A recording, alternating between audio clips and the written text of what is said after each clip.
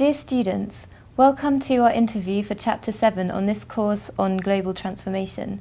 We have with us today Frau Schlacke, who has presented her material on this chapter, and she's here to answer a few questions on that. Welcome.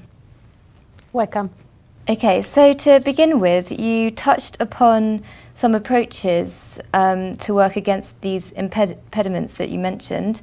I was wondering if you could just briefly go into what the substantive, procedural and institutional laws might be, and some examples perhaps of these. Yes, thank you for that question. In fact, I have to explain that a little bit more than I did in my lecture. First of all, what I explained in the lecture was the constitutional level, with the constitutional target, climate protection, and to write it down in the states' constitutions. The next level is the so-called legislative level, and that we can divide up into two categories, into a substantive category and a procedural category. The substantive category comprises stipulations, regulations, for example, with targets concerning the CO2 emission reduction. This is a substantive target. So what I mean with substantive measures in a legal sense is that you need legislative measures with targets, with instruments, and with controlling measures for the climate protection. That are substantive legal measures. And on the other side, you need also procedural measures.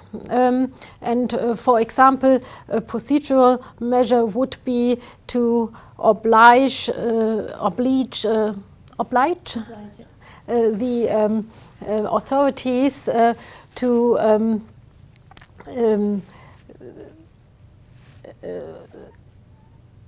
have a participation of the civil society. Another procedural instrument in Europe and in Germany is the environmental impact assessment. What we suggest in our report is that you need a climate impact assessment for any power plant, for any permission for a power plant, for example, or for offshore wind farms. So you have different procedural legal instruments, and this is meant by the procedural category.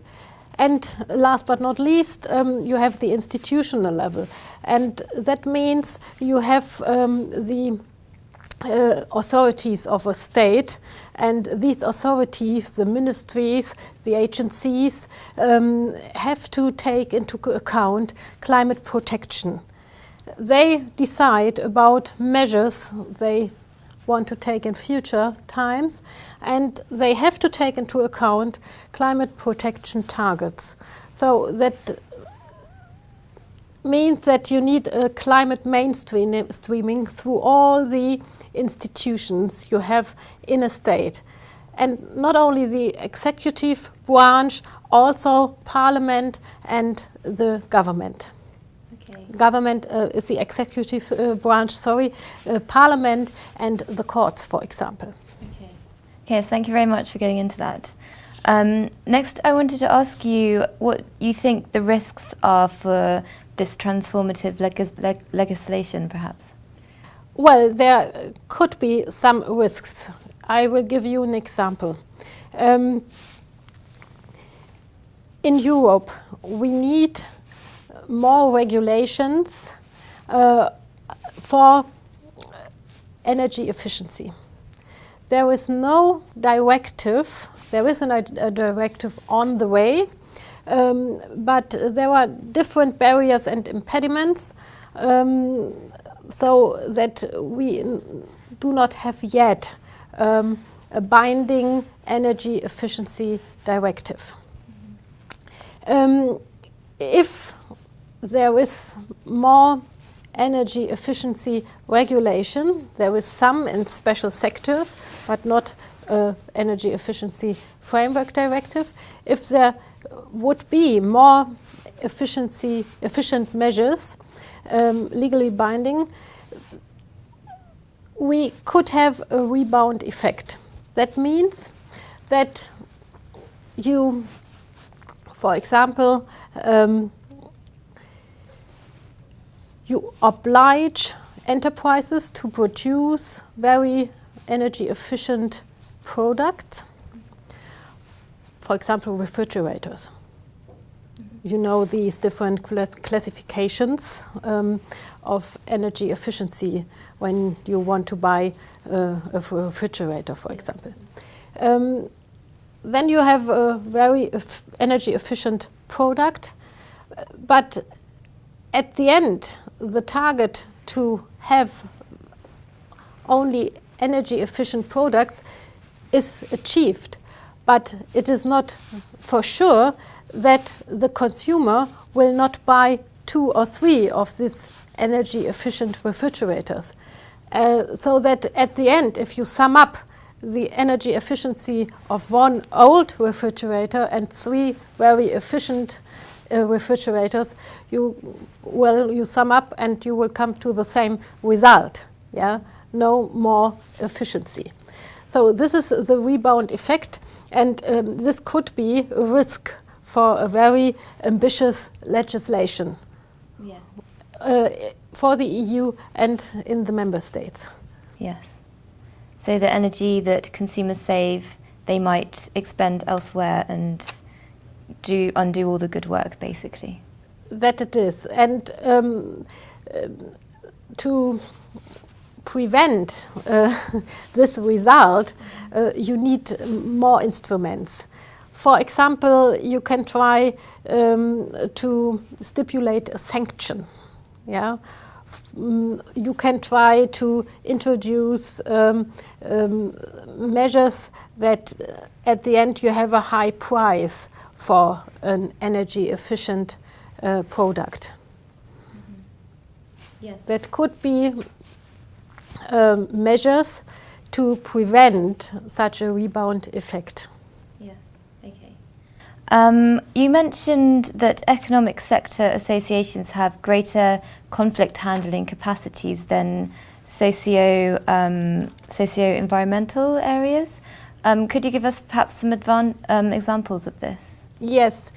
We concluded in our flagship report that the lobby of economic interests is much more stronger and more efficient than the non-governmental organizations. And that is because they are doing their job since decades. Yeah, and I would say that the non-governmental organizations and the activity of civil society for a public interest that started in the 1970s, and it came up in the 1980s.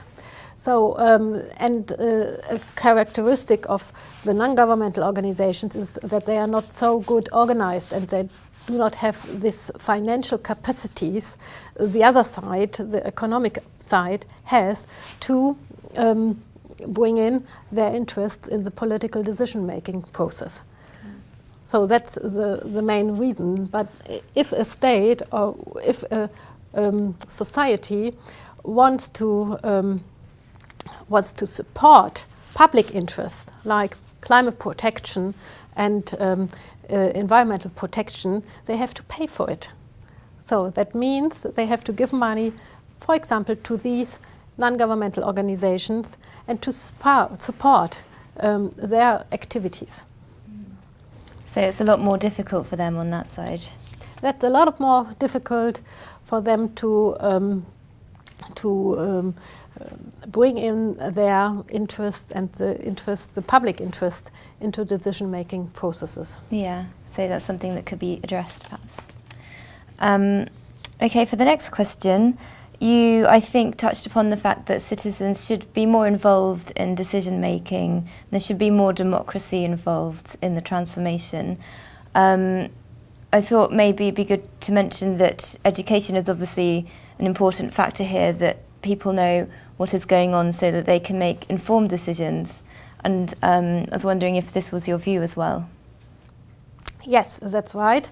Thank you for that question, which is very important because it addresses the part, the other part of the proactive state. We always say in our report that we need a proactive state, and we need also a broad participation of the civil society. So it is needed that the civil society is informed about all the measures the proactive state is taken. And it is needed that the civil society participate in the decision-making processes from the very, very first beginning of the decision-making process, not at a point where the decisions are already taken by the authorities.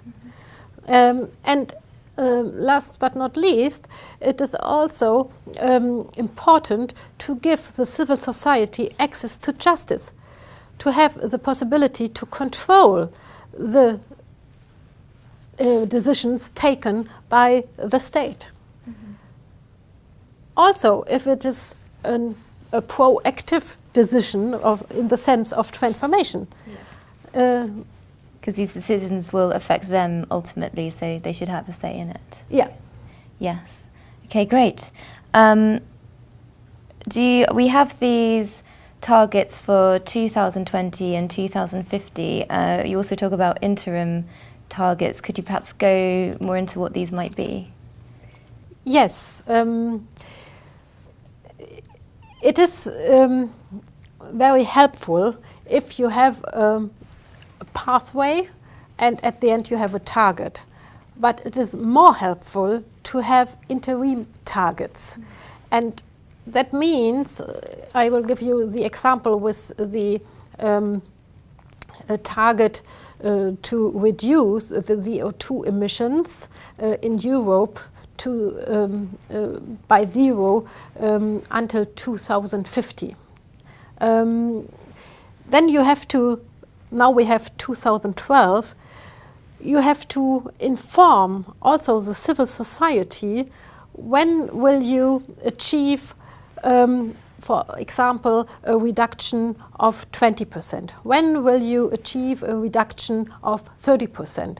Will it be in 2020? Will it be in 2025? Or will it be in 2030? So you will give the civil society an idea how to achieve this very ambitious target. And that's the reason why we need interim targets, and that's one example how to set up these interim targets. You can do it with instruments as well. Yeah. Yeah, so there'll be an important element in this too. Yeah. Yes. I found it very inspiring about how China is already developing these new technologies, these environmentally friendly technologies. Do you think we can perhaps take something from that and learn something from China? Yes, I think so. I think so. We should have a very close look to what's going on in China. And we will realize that there is a very quickly and a very strong, or a very quick and a very strong development towards establishing renewable energies. And I think we could learn or can learn how do they manage that? Yeah. How do they organize that? How do they manage that? How do they finance that at all? That's very important. And beside, we can also study which conflicts are produced by this way of setting up renewable energies. And then we must take a look, how do they resolve these conflicts? Yes, okay. Thank you very much. Moving on to episode 2 now of your presentation, talking more about the EU. Do you think that this transformation really relies on the EU staying strong and united? Because we know at the moment there have been some conflicts within the EU. Do you think that could be a hindrance, and it's important for the EU to stay united in order for this to work? Well, we have always conflicts in the EU, and we have there is nearly nowhere a consensus on a topic. If you ask the 27 member states. It is right, at the moment currently we have a crisis. We have a financial crisis, and that's on one hand it's interesting to study how they manage this crisis, and we do not know if we are on a good way or on a bad way. We still do not know that. On the other hand, it's a little bit, it makes me nervous that we concentrate so much power on this crisis, because in the opinion of the Global Change Council, we have to switch this or turn around this financial crisis into a transformation of the finance system towards sustainability. And there I recommend our next report to you, because there we discuss and we recommend how to make this turnaround of our financial systems in the EU. And we also have a global perspective. So I think it is a barrier and a chance at the same time, this financial crisis, also for this transformation towards sustainability. Yes, and perhaps it could lead to a more united Europe as well in some aspects. Yes, that was the other part of the question. Yes, it could lead to a more united sort of state, I would say, a sort of federal state. Yeah, so that would be ideal. You talk about a common energy policy. Could you go into perhaps what that involves? Yeah, that involves that we discuss and we decide the grids, so the energy grids. That's the first prerequisite to set up an EU-wide energy system. We have a lack of competencies on this sector, so the EU cannot decide where and how to build up this energy grid. So there we have to, we have to abolish this barrier and to give the EU the competency. Another sector is the energy mix. Also, the EU has not the authority to lay down the energy mix.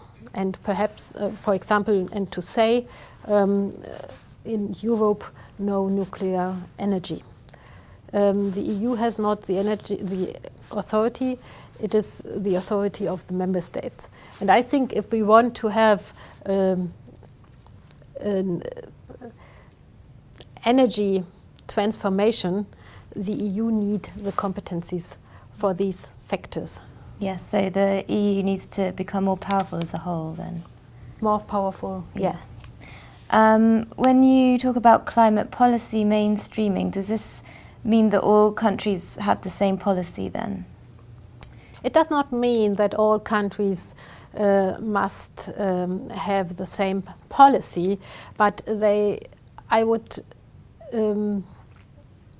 say that the countries must follow the same targets. So climate protection, carbon-free energy systems, nuclear-free energy systems. So these are sort of cornerstones of a common transformative philosophy. We call it in this flagship report global consensus. Yeah. So this is a global consensus, and we need this global consensus to bring up this transformation. Yes. Okay. Competition in common internal energy markets. I mean, we know that markets are very much based on competition. So do you think that in the case of a common internal energy market, it will be a big part of that too? Yes, I think so. I think so that we need competition, and this is a core element of our European Union, competition. And the liberalization of the energy systems is basically founded because of the principle of competition in the European Union. So we do need that, and I think the competition is not an impediment for a transformation. Mm-hmm. So you think it will be a helpful tool, in fact? It could be a helpful tool, and it is the function of the proactive state to set the legal framework for this competition. So competition is not, well, we do not have competition of in markets and off markets without a legal framework. We have this, or we see the results of more or less lacking legal framework in the financial sector. So there we have the result, and now they are producing the legal framework and the sanctions, etc., etc. Yeah. Yeah. Okay. Well, thank you very much for all these insights that you've given us. Maybe to finish off with, you could tell us what your kind of viewpoint is and how positive you are about this new legislation coming through for the future. Well, I'm quite positive for the European Union and its member states. In this area, I know the legislation very well. That's why I can say I'm quite positive. We have to do more, but there is already a lot of binding regulations in the sector of emission trading schemes, in the sector of renewable energies, in the sector of energy efficiency. But how I mentioned before, there we have a lack because no framework directive. We have sectoral legislations, but not a framework which sets energy efficiency targets. So there, I think that is the area where the European Union has to do more and has to be more ambitious. It is the energy efficiency area, but we are on the way, and that I think when you read all the publications of the commissions, then you feel from month to month you feel very, very positive, and you think very positive because they have very ambitious targets for the energy systems and for integrating the renewable energies into the energy market, for example. Okay. Yes, thank you very much. I found the presentation and your answers to the questions very interesting. I hope that our students have also learned a lot from these videos, and good luck to you too, and thank you very much for watching. Thank you for your very interesting questions. You're welcome.